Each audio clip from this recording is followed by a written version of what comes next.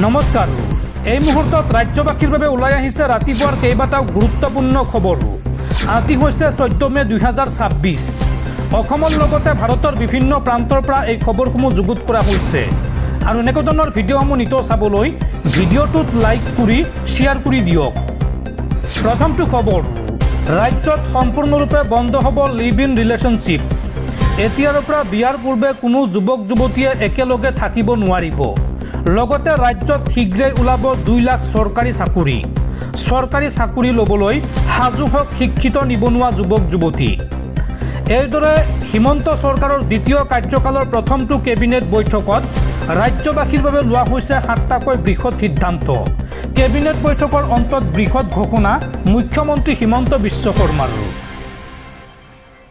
প্ৰথমখন কেবিনেট বৈঠকৰ পিছতে ৰাজ্যবাসীলৈ মুখ্যমন্ত্ৰী হিমন্ত বিশ্ব শৰ্মাৰ 7টাকৈ বৃহৎ ঘোষণা। কি ঘোষণা কৰিছে চাওঁ আহক। অসমত অতি শীঘ্ৰেই আহিব ইউনিফৰ্ম চিভিল কোড অৰ্থাৎ UCC। বিবাহ ৰিলেশ্যনশ্বিপক লৈ আহিব কঠোৰ নিয়ম। 26 মেত এই সন্দৰ্ভত বিধানসভাত উত্থাপন কৰা হ'ব UCC আৰু বিয়াৰ ন্যূনতম বয়স নিৰ্ধাৰণ কৰা হ'ব UCCৰ জৰিয়তে। লগতে ল'ৰা ছোৱালীৰ সম্পত্তিৰ অধিকাৰৰ বিষয় থাকিব UCCত। বহুবিবাহ ৰোধ, বিবাহ বিচ্ছেদ, লিভ ইন ৰিলেশ্যনশ্বিপৰ বিষয় থাকিব UCCত। জনজাতীয় লোকক UCCৰ আওতাৰ পৰা বাহিৰত ৰখা হ'ব। ধৰ্মীয় ৰীতি নীতিক UCCৰ আওতাৰ পৰা বাহিৰত ৰখা হ'ব আৰু লগতে ৰাজ্যত নতুনকৈ ওলাব 2 লাখ চৰকাৰী চাকৰি। যোগ্য শিক্ষাৰ্থী প্ৰাৰ্থীয়ে শীঘ্ৰেই সাজু কৰক নথিপত্ৰ আৰু এই চাকৰিৰ বাবে গঠন কৰা হ'ব টাস্ক ফ'ৰ্চ। 2 লাখ চাকৰি দিবলৈ গঠন কৰা হ'ব টাস্ক ফ'ৰ্চ। এই টাস্ক ফ'ৰ্চে নিৰীক্ষণ কৰিব অহা 5 বছৰত 2 লাখ যুৱক যুৱতীক নিযুক্তি প্ৰক্ৰিয়া। এই 2 লাখ যুৱক যুৱতীৰ নিযুক্তি প্ৰক্ৰিয়া নিৰীক্ষণ কৰিব চৰকাৰে গঠন কৰি দিয়া এই টাস্ক ফ'ৰ্চে। কেবিনেট বৈঠকৰ অন্তত সংবাদমেল পাতি মুখ্যমন্ত্ৰী হিমন্ত বিশ্ব শৰ্মাৰ এই ডাঙৰ ঘোষণা। পৰৱৰ্তী খবৰ, দেশৰ সাধাৰণ জনতাক মাধমাৰ সুদাই পুনৰ বৃদ্ধি কৰা হ'ল আমুল গাখীৰৰ দাম। প্ৰতি লিটাৰ আমুল গাখীৰত 2 টকাকৈ দাম বৃদ্ধি কৰা হৈছে। বৃহস্পতিবাৰ অৰ্থাৎ আজিৰ পৰা দেশজুৰি কাৰ্যকৰী হ'ব এই নতুন নিৰিখ। পৰৱৰ্তী খবৰ, আপোনাৰ ঘৰত গৰু ছাগলী থাকিলে সাৱধান। এতিয়াৰ পৰা মুকলিকৈ এৰি দিব নোৱাৰিব আপোনাৰ ঘৰৰ গৰু ছাগলী। পথৰ একেবাৰে কাষতো বান্ধি থ'ব নোৱাৰিব আপোনাৰ পশুধন। যাতায়াতত অসুবিধা নহ'বলৈ প্ৰশাসনে আনিছে নতুন নিয়ম। আপোনাৰ ঘৰৰ গৰু ছাগলীৰ বাবে পথ দুৰ্ঘটনা হ'লে দায়ী হ'ব আপুনি, অৰ্থাৎ গৰু ছাগলীৰ সেই গৰাকী। এই সন্দৰ্ভত প্ৰশাসনৰ কঠোৰ নিৰ্দেশনা। এতিয়াৰ পৰা মুকলিকৈ এৰি দিব নোৱাৰিব আপোনাৰ ঘৰৰ গৰু ছাগলী। পথৰ একেবাৰে কাষতো বান্ধি থ'ব নোৱাৰিব আপোনাৰ পশুধন। যাতায়াতত অসুবিধা নহ'বলৈ প্ৰশাসনে আনিছে নতুন নিয়ম। গৰু ছাগলীৰ বাবে পথ দুৰ্ঘটনা হ'লে দায়ী হ'ব আপুনি, অৰ্থাৎ সেই গৰু বা ছাগলীৰ গৰাকী। পশুধনৰ গৰাকীৰ বিৰুদ্ধে তাৎক্ষণিকভাৱে ব্যৱস্থা ল'ব প্ৰশাসনে আৰু যিকোনো অপ্ৰীতিকৰ পৰিস্থিতিৰ বাবে আপুনি হ'ব লাগিব জগৰীয়া। তিতাবৰ ৰাজচক্ৰৰ বাবে প্ৰশাসনে জাৰি কৰিছে এই জাননী আৰু পথাৰৰ শস্য নষ্ট কৰিব পৰাকৈ পশুধনক মুক্তভাৱে এৰি নিদিবলৈও আহ্বান জনোৱা হৈছে। পৰৱৰ্তী খবৰ, ৰাজ্য চৰকাৰৰ বৃহৎ ঘোষণা। আগন্তুক 6 মাহত কোনো চৰকাৰী বিষয়া মন্ত্ৰী বিধায়ক যাব নোৱাৰিব বিদেশলৈ আৰু লগতে আগন্তুক 6 মাহত চৰকাৰে ক্ৰয় নকৰে কোনো নতুন গাড়ী।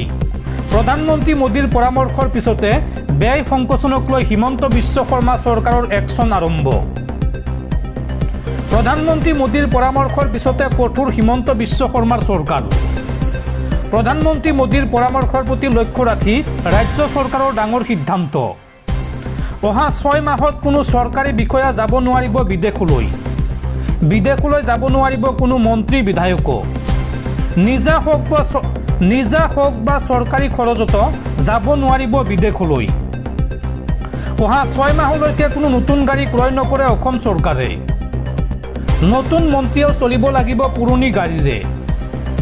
অহা 6 মাহত কোনো বিদেশী বস্তু ক্ৰয় নকৰে অসম চৰকাৰে আৰু গাড়ী ভাড়াত ল'লেও ইলেক্ট্ৰনিক বাহনহে ভাড়াত ল'ব অসম চৰকাৰে চৰকাৰী তেলৰ খৰচ 20% কম কৰিব এই বছৰত আৰু আজিৰে পৰা কম হ'ব ৰাজ্যপাল মুখ্যমন্ত্ৰীৰ লগতে আন মন্ত্ৰীৰ কনভয়ত বাহনৰ সংখ্যা আৰু অহা 6 মাহত কেৱল ভিডিঅ' সেমিনাৰহে আয়োজন কৰাৰ সিদ্ধান্ত লৈছে হিমন্ত বিশ্ব শৰ্মাৰ চৰকাৰে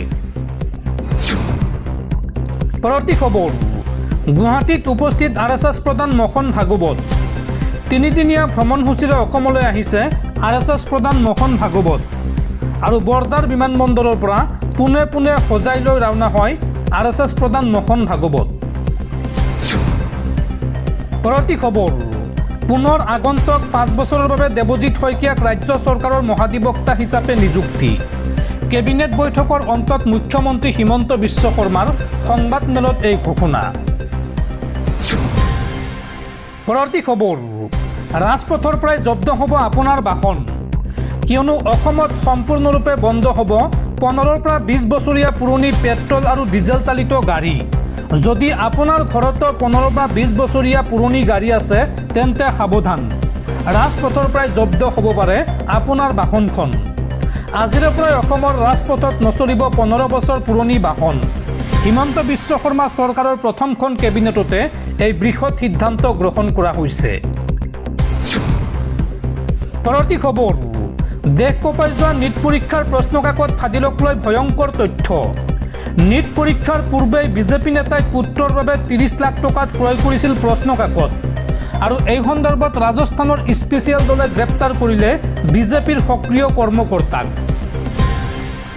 নীট পৰীক্ষাৰ প্ৰশ্নকাকত ফাদিল প্ৰসংগত বিজেপি নেতাক গ্ৰেপ্তাৰ ৰাজস্থান স্পেচিয়েল অপাৰেশ্যন গ্ৰুপে গ্ৰেপ্তাৰ কৰিছে দিনেশ বিয়াল নামৰ এগৰাকী বিজেপি নেতাক বিজেপিৰ সক্ৰিয় কৰ্মকৰ্তা দিনেশ বিয়াল বিজেপি কৰ্মকৰ্তা দিনেশে প্ৰশ্নকাকত ক্ৰয় কৰাৰ লগতে যোগান ধৰা বুলি উঠিছে অভিযোগ বিশেষ দলৰ তদন্তত ওলাই পৰিছে ভয়াৱহ তথ্য গুৰুগ্ৰামৰ এজন চিকিৎসকৰ পৰা প্ৰশ্নকাকত ক্ৰয় কৰা বুলি অভিযোগ উত্থাপন হৈছে আৰু ৰাজস্থানসহ দেশৰ কেইবাখনো ৰাজ্যলৈ এই প্ৰশ্নকাকত যোগান ধৰাৰ চেষ্টা কৰা হৈছিল পৰীক্ষাৰ্থীক পৰীক্ষাৰ পূৰ্বে লাখ লাখ টকাৰ বিনিময়ত যোগান ধৰিছিল এই প্ৰশ্নকাকত গুৰুগ্ৰামৰ এজন চিকিৎসকৰ পৰা 30 লাখ টকাত ক্ৰয় কৰিছিল এই প্ৰশ্নকাকত বিজেপি নেতাজনে নিজৰ পুত্ৰৰ বাবে 30 লাখ টকাত প্ৰশ্নকাকত ক্ৰয় কৰিছিল বুলি অভিযোগ উত্থাপন হৈছে আৰু এই সন্দৰ্ভত ইতিমধ্যে গ্ৰেপ্তাৰ কৰা হৈছে এইগৰাকী বিজেপি নেতাক পৰৱৰ্তী খবৰ দিল্লীত অনুষ্ঠিত হ'ব সুধাকন্ত ভূপেন হাজৰিকাৰ শতবাৰ্ষিকীৰ সামৰণি অনুষ্ঠান নতুন দিল্লীৰ ভাৰত মণ্ডপত অহা 8 ছেপ্টেম্বৰত অনুষ্ঠিত হ'ব সামৰণি অনুষ্ঠান আৰু 32 কোটি টকা ব্যয় সাপেক্ষে শ্ৰীমন্ত শংকৰদেৱ কলাক্ষেত্ৰত স্থাপন কৰা হ'ব ভূপেন হাজৰিকা সংগ্ৰহালয় এই ঘোষণা মুখ্যমন্ত্ৰী হিমন্ত বিশ্ব শৰ্মাৰ পৰৱৰ্তী খবৰ CBSEৰ দ্বাদশ শ্ৰেণীৰ পৰীক্ষাৰ ফলাফল ঘোষণা cbse.gov.in আৰু result.cbse.nic.in এই দুটাকৈ ৱেবছাইটৰ জৰিয়তে চাব পাৰিব পৰীক্ষাৰ ফলাফল উল্লেখযোগ্য যে এইবাৰ 18 লক্ষাধিক ছাত্ৰ ছাত্ৰী অৱতীৰ্ণ হৈছিল পৰীক্ষাত আৰু এইবাৰ পৰীক্ষাত উত্তীৰ্ণৰ হাৰ 85.20%।